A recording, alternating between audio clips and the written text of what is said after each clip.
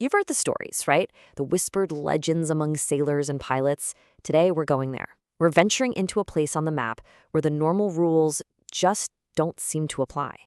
We like to think we've got our world all figured out, mapped, measured, understood.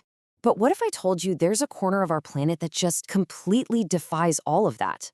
A place where it doesn't matter how advanced your tech is, how experienced your crew is, or how tough your vessel is. Something out there can render it all useless. And I don't mean crash or sink in a storm. I mean vanish, gone, often without so much as a single SOS, with no debris left behind. It's like they were just erased.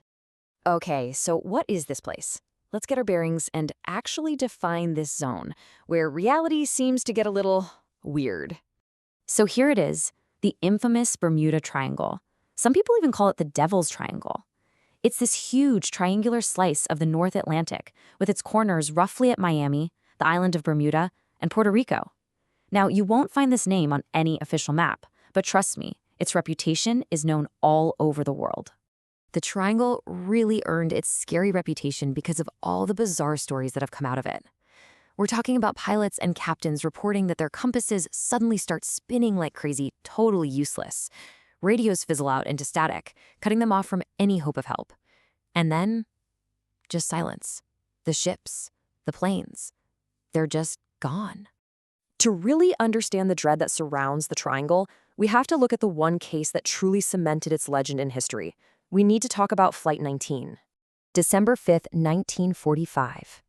This number, 5 U.S. Navy Avenger bombers. They took off for what was supposed to be a totally routine training mission. 5 planes, 14 highly trained airmen. Not a single one of them was ever seen again. Just look at how fast everything went wrong. They take off at 2:10 p.m. Everything's fine.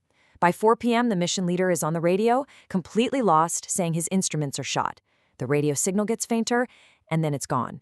So, of course, they send out a rescue plane. But in this just terrifying twist, the rescue plane, a big Martin Mariner with 13 crewmen, it disappears too. The final count, 6 airplanes and 27 men vanished into thin air. But this right here might be the most bone-chilling part of the whole story. These were some of the last words heard from the flight leader. It wasn't a panicked yell about engine failure or a storm. It was just pure confusion.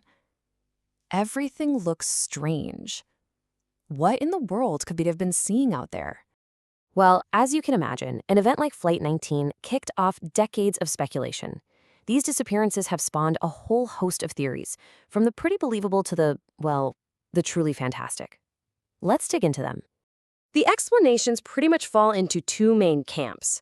On the fringe side, you've got theories like alien abduction, that extraterrestrials are just snatching ships and planes. Or maybe there are time portals out there, gateways to another dimension.